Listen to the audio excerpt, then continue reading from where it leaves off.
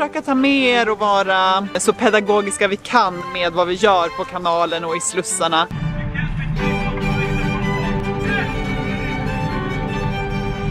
Lite dålig timing, för nu har vi motström.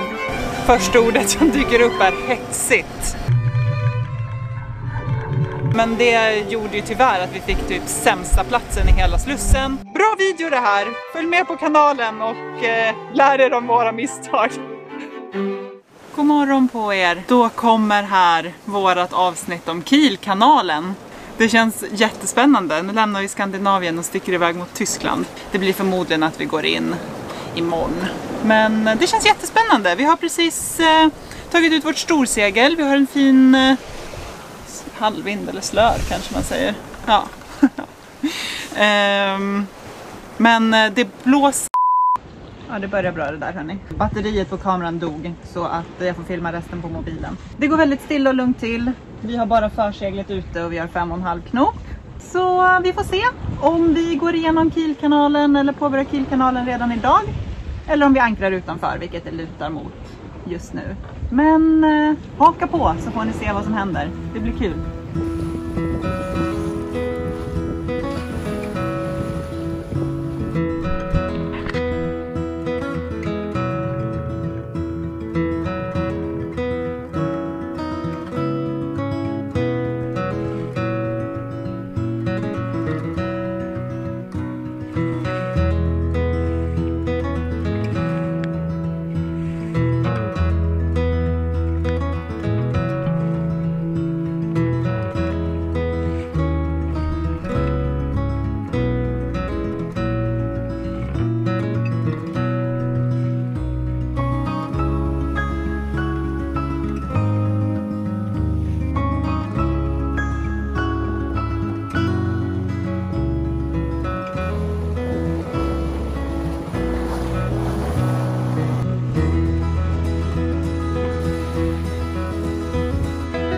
Det börjar ju regna här.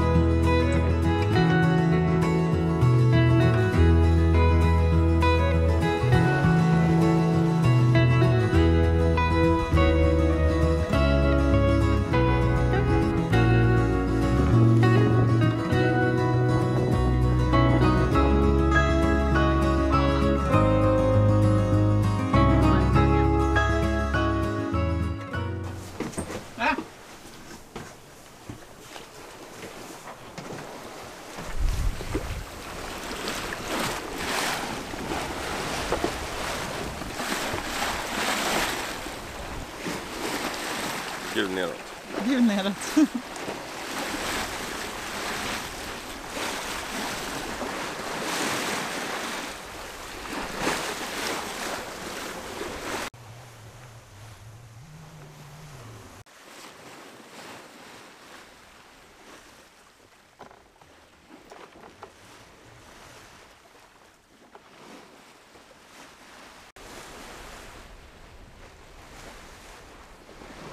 Ja, det känns verkligen som att allting går i en rasande fart här. Vilket det väl i och för sig också gör. Vi har ju tutat på rätt så bra förutom att vi låg ett dygn i Klintholm när Leo var lite sjuk. Och för er som undrar så mår han mycket bättre men är fortfarande lite krasslig. Jag är inte så nervös för själva Kielkanalen och för slussen in. Det ska vara rätt så straightforward tror jag.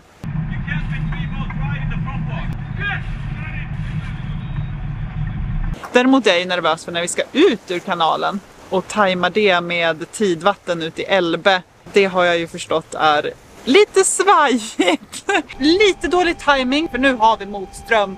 Och det har vi ju liksom aldrig gjort. Eller jo, både jag och Leo har faktiskt gått igenom Kielkanalen när vi var barn. Så det är ingenting som vi rattade runt själva då. Så att det är lite större ansvar den här gången. Vi ska försöka ta med er och vara så pedagogiska vi kan med vad vi gör på kanalen och i slussarna. Ifall att det finns någon där ute som kanske själv också vill gå igenom kanalen.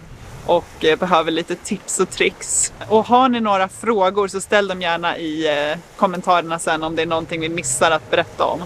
Så lovar vi att svara på allting där sen.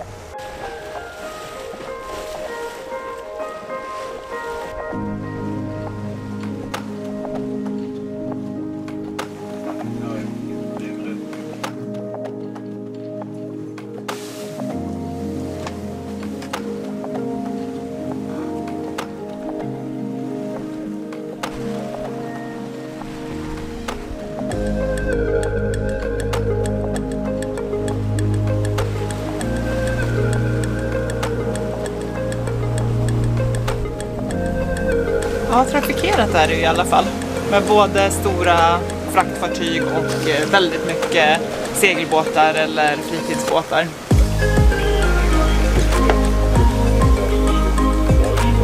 Där kommer piloten. Just det.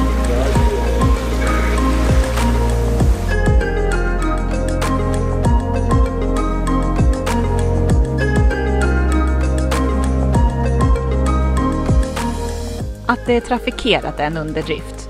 Kielkanalen är en av världens mest trafikerade kanaler, tillsammans med Suez- och Panamakanalen. Ungefär 25-30 000 fartyg passerar genom kanalen varje år.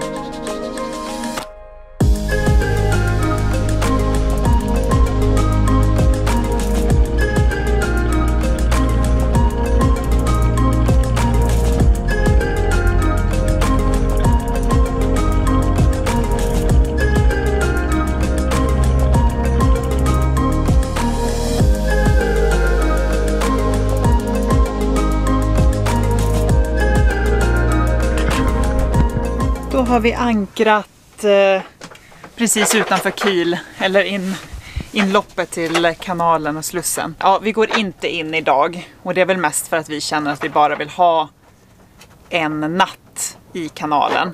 Men nu kommer det nog inte hända så mycket mer för oss här idag, utan det är imorgon vi går in i kanalen.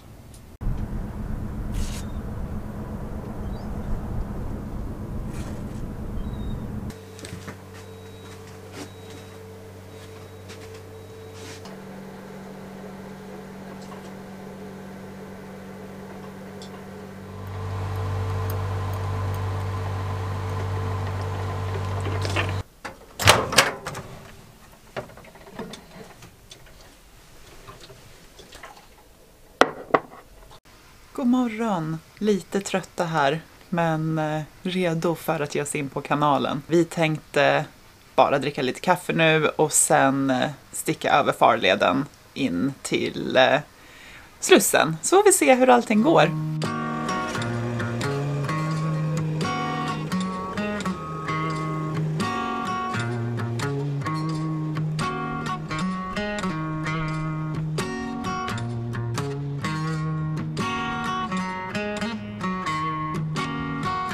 Ja, vi har tagit oss över och förberett det vi kan med fändrar och tampar. Men vi är på kanal 12 som är Slussens kanal. Och där säger de precis att det är dimma i Slussen.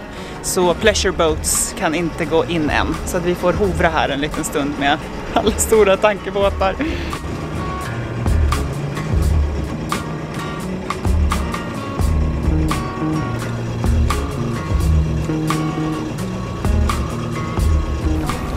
Så det är en lampa som blinkar precis vid masten på den här racingbåten. Där någonstans. Då ser ni att den blinkar rött och vitt. Och när den blinkar bara vitt, då får man gå in. Och så lyssnar vi på kanal 12.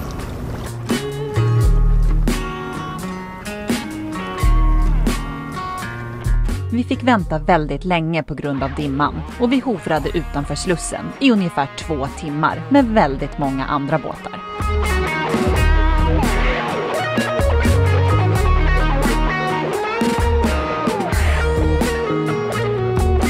Nu blinkar den grönt och förut blinkar den vitt och grönt. Men som sagt, vi ska åka in på bara blinkande vitt. De fick en pilot, det är därför de går in, ja.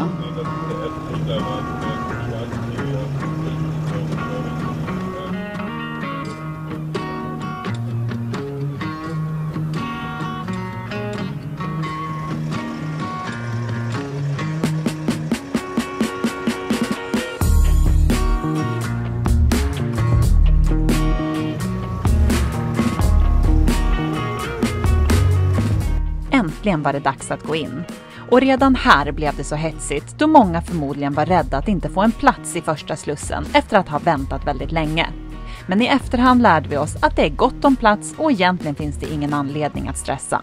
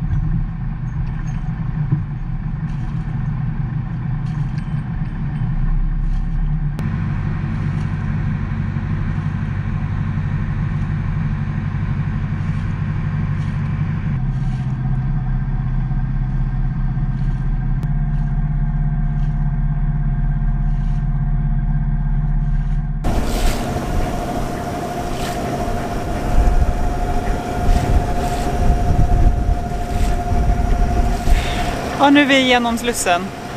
Vad kan man säga om den? Första ordet som dyker upp är hetsigt. Jag vet inte om det var extra hetsigt för att alla hade fått vänta så länge. Vi försökte hålla oss lugna, men det gjorde ju tyvärr att vi fick typ sämsta platsen i hela Slussen. Vilket är ju precis bakom det stora lastfartyget. Jag vet inte riktigt vad som syntes på den filmen vi lyckades göra, men innan vi hade hunnit lägga till så la sig 2 andra båtar utanpå oss. Ja, de kraschade ju i princip in i varandra framför allt, men tryckte ju också in i bryggan så att våra fendrar liksom poppade. De fick ju utbyta försäkringsuppgifter och sådana saker. Jag tror inte det blev några större skador på våran båt, förutom då den här hållaren som håller i våran hästsko som böjdes rätt så rejält. Men det löste sig till slut. Så att nu är vi i alla fall inne i kanalen.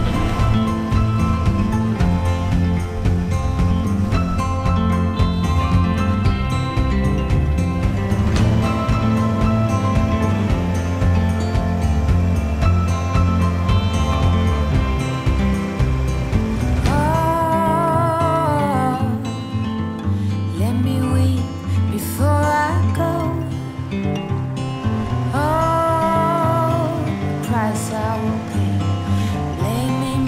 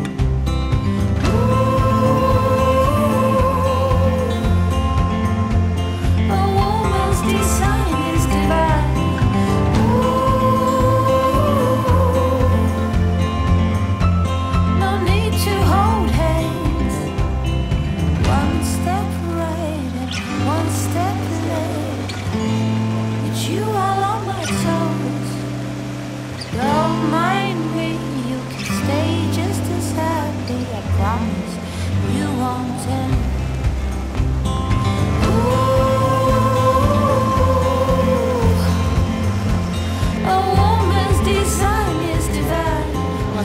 Då har vi haft en ändå trevlig dag på kanalen tycker jag. Vad har vi lärt oss då av den här dagen? Vi har ju funderat väldigt mycket på vår slussning och vad som blev fel. Och vi känner väl att det är 2 fel vi gjorde. Vänta, nu dundrar det in en båt här, jag måste bara kolla. Det var bara en bil som körde förbi. Vi tycker att vi gjorde 2 fel. Första och största felet vi gjorde var ju att vi la oss på helt fel plats. Och det står överallt där man kan läsa på att man inte ska lägga sig bakom en sån stor fraktfartyg. Men vi liksom bara, vi hamnade där eller vi la oss där. Sen kunde vi ju givetvis inte styra över att kom det 2 andra båtar som också tyckte att det där var en bra plats. Och att de sen typ både krockar med oss och krockar med varandra. Det är en helt annan sak. Men vi skulle helt enkelt inte ha lagt oss på den platsen från början. Det var ett misstag från oss. Och nummer 2 var ju att trots att vi hade fändrarna nere i vattenlinjen så var de för högt. Fändrarna skulle liksom ha släpat i vattnet i princip. Kajen i slussen är alltså inte mer än 10 cm hög. Så hade, jag vet inte om det hade hjälpt, men det hade känts bättre om fändrarna hade varit ännu lägre. Så det kan man ju ha med sig om man ska gå kanalen. Gör som det står på alla forum, lägger inte precis bakom ett stort fraktfartyg, gå hellre längre in och lägger utanpå någon annan, eller för den delen ännu längre bak. Och ha fändrarna lågt, alltså lägre än vad man tror. Låt dem liksom flyta med båten. Det är väl de lärdomarna vi har dragit idag. Och att kanalen faktiskt är väldigt trevlig. Vi håller ju också på och funderar på hur vi ska lägga upp våran exit ur kanalen också. Jag tror att vi kommer att ta 2 nätter ändå. Och det handlar mest om vädret. Det ska nämligen komma västliga vindar imorgon, då vi vill gå ut. När det kommer från väst då, vilket är det hållet vi ska, och så vill vi gå ut med strömmen, så bygger det upp en jobbig sjö på Elbe. Och nu pratade vi med våran båtgranne, en tysk jättetrevlig man som har gjort kanalen jättemånga gånger. Och han sa det att det blir höga vågor på Elbe när vinden och strömmen möts. Så att han rekommenderade oss inte att gå ut imorgon. Utan i övermorgon då så ska det vara stiltje. Och han sa då har ni en mycket trevligare tur. Så att jag tror att vi kommer faktiskt ta en natt till i kanalen och bara vänta ut det vädret.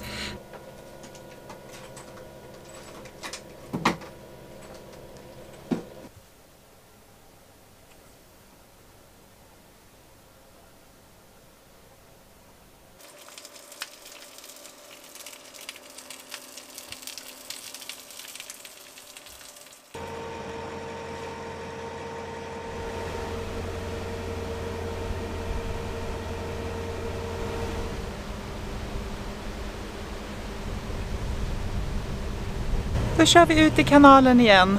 Får en lite så här höstig känsla idag.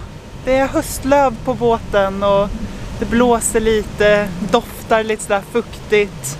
Och nästan så att jag tycker att träden har gulnat sedan igår. Jag vet inte om det är så, men ja, höstkänsla helt klart.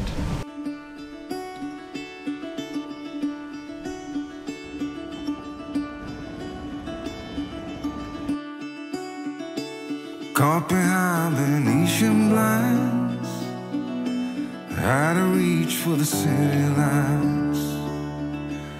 This ain't where I belong. Hey, look at me, man, what I become. I've been running east, looking for a sunset, digging deep. Nu förstår jag ju vart det här höstiga kommer ifrån. Det blåser som tusan idag. What I thought was gone was sitting in my pocket in plain sight all along. I think it's time for me to go, burn all bridges. All I know, I got lost along the way, fell between the foam,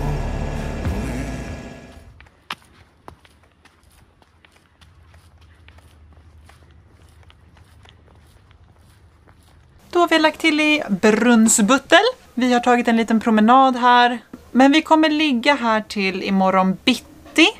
Då vi har räknat ut att det kommer vara smart att slussa ut och gå till Cuxhaven. Eller det får vi se imorgon om det är smart eller inte. Det är lite nervöst, vi är så ovana vid att beräkna tidvatten och strömmar och så vidare. Vi tänker att vi ger oss av i högvatten härifrån Brunnsbuttel för att komma fram i slacktid i Cuxhaven för att det ska vara så lite ström som möjligt när vi väl kommer fram dit då. Så det tänker vi ska vara smart. Håll tummarna och att slussningen imorgon går lite bättre än sist. Vi ligger här i Brunnsbuttel och väntar på att gå ut i Slussen och ut i Elbe. Det handlar ju mycket om timing det här, att det ska bli smart och smidigt. Vi kommer gå ut faktiskt i lågvatten från Brunnsbuttel och det kan man ju tycka är en lite dålig planering.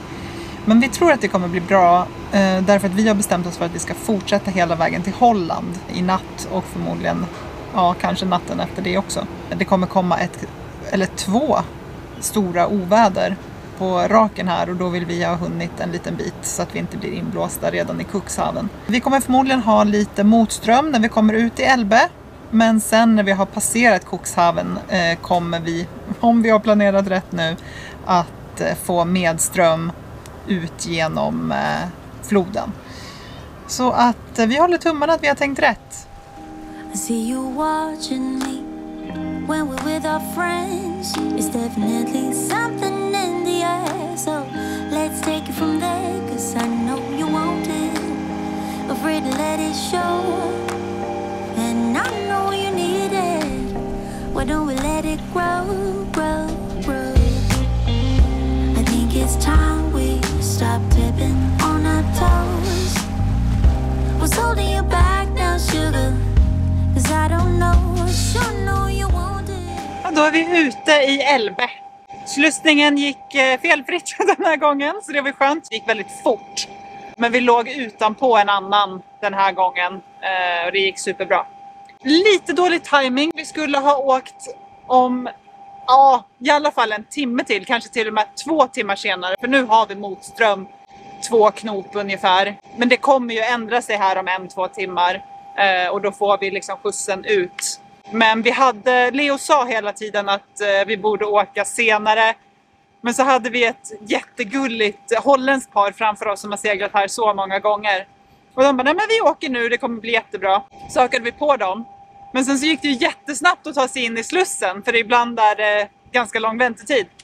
Så när vi kommer in i Slussen så säger de, nu blev det nog inte så bra timing trots allt. Men strunt samma, det är 1-2 timmar nu med motström och sen förhoppningsvis går det som ett tåg hela vägen till Holland sen. Jag hoppas jag har hunnit gå igenom allting om kanalen. Om jag inte har det, om det är något speciellt ni undrar över, lämna gärna en kommentar eller om det är någonting annat ni vill veta eller vad som helst. Bra video det här. Följ med på kanalen och lär er om våra misstag. Ha det så bra. Hej då!